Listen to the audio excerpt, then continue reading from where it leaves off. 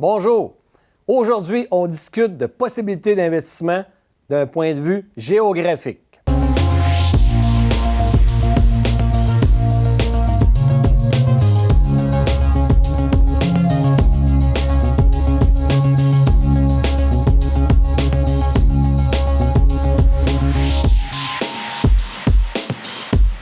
Vous savez, la Terre est grande, mais bon nombre de Canadiens investissent leur argent principalement au Canada et aux États-Unis. Tout portefeuille devrait contenir une partie d'investissement à l'international. C'est vrai, au Canada et aux États-Unis, c'est près de nous. Au Canada et aux États-Unis, on peut trouver des occasions d'investissement qui sont vraiment très bonnes. Le Canada, les États-Unis et les autres pays développés ont des économies plus stables.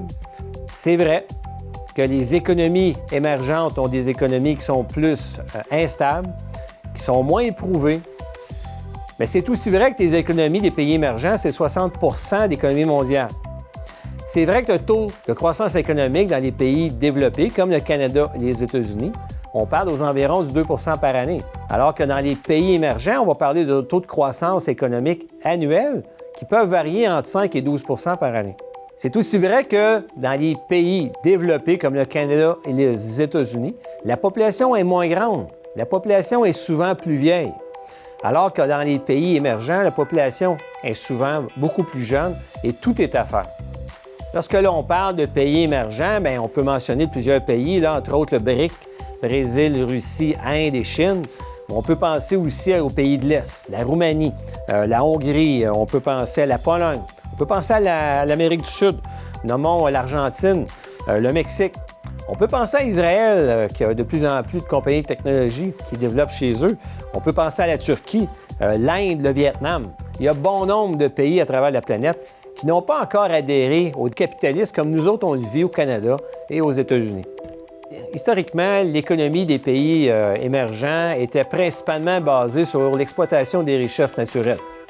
Aller chercher le pétrole, aller chercher le gaz, aller chercher l'or, les diamants. Et de plus en plus, il y a des compagnies qui œuvrent dans d'autres secteurs d'activité. Nommons les médicaments, les télécoms, les technologies, le service bancaire, la construction.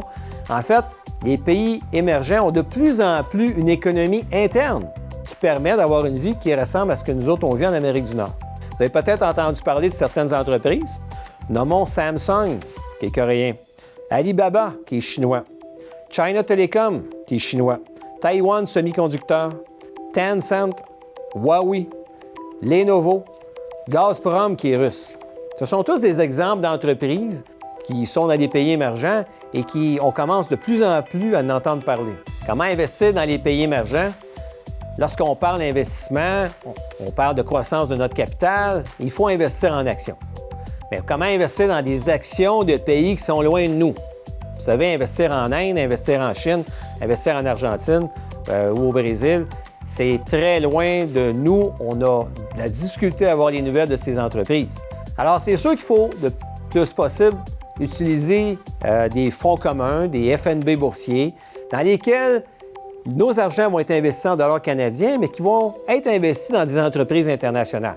Vous essayez d'acheter des actions d'une compagnie russe sur le marché boursier, d'une compagnie chinoise sur le marché boursier. Vous avez le taux de change, difficulté d'accès au marché boursier de ces pays. Alors, les organismes de placement collectif sont beaucoup plus appropriés pour nos besoins en tant que Canadiens. En plus, les organismes de placement collectif peuvent confier à des gestionnaires locaux la gestion des argents.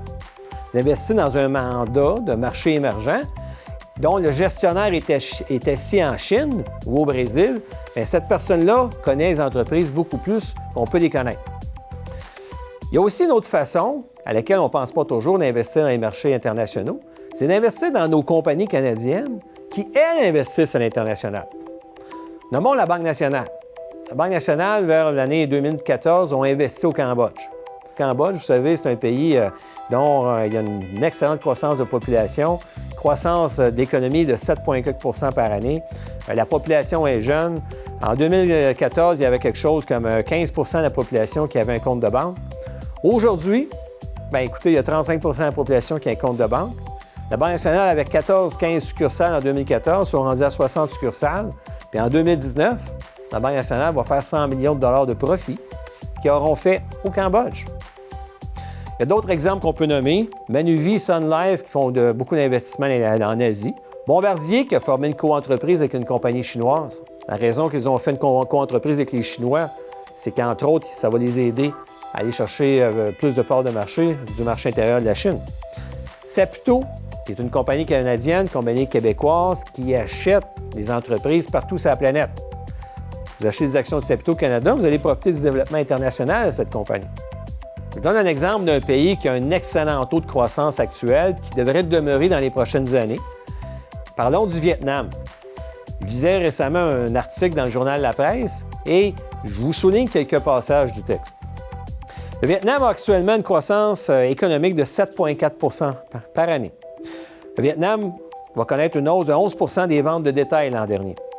38 des consommateurs vietnamiens veulent commencer à voyager. 36 des gens veulent acheter des vêtements. 31 veulent acheter des produits électroniques. Les investisseurs étrangers à l'extérieur du Vietnam ont injecté l'an dernier 36 milliards de dollars US dans des usines et des acquisitions directement au Vietnam. Samsung, un Coréen, emploie aujourd'hui plus de 60 000 personnes au Vietnam. La compagnie LG y fabrique des téléviseurs. Le Chinois Foxconn assemble entre autres des téléphones Apple. L'Américain Intel a aussi déménagé une partie de ses opérations au Vietnam. Le revenu annuel moyen des habitants est passé au Vietnam de 290 US dans les années 90 à un revenu annuel moyen de 2100 US aujourd'hui. C'est pas très élevé, mais c'est un excellent taux de croissance. Jusqu'ici, le Vietnam a attiré des entreprises de 129 pays qui ont misé 320 milliards US sur plus de 24 000 projets directement au Vietnam. Alors, wow! À la lecture de ces chiffres, on constate qu'au Vietnam, il y a beaucoup de croissance économique. Il y a de la bonne business qui va se faire à moyen et à long terme. J'imagine que plusieurs d'entre vous allaient dire, avant de commencer à faire des investissements à l'autre bout du monde, on peut commencer par regarder ce qui nous entoure. Vous avez raison, en partie. On peut citer M. Warren Buffett, qui est un des investisseurs les plus riches du monde. En fait, c'est un Américain qui a placé son argent à 90 puis je pense que c'est 100 juste aux États-Unis. Il a monté une fortune colossale en investissant dans ce qu'il connaissait alentour de lui.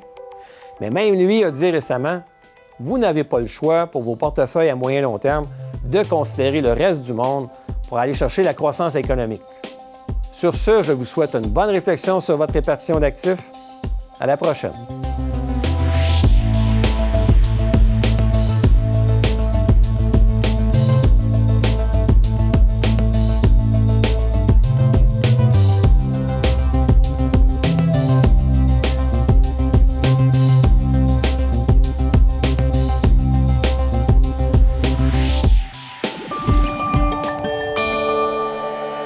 Nous TV, fiers de faire rayonner notre communauté.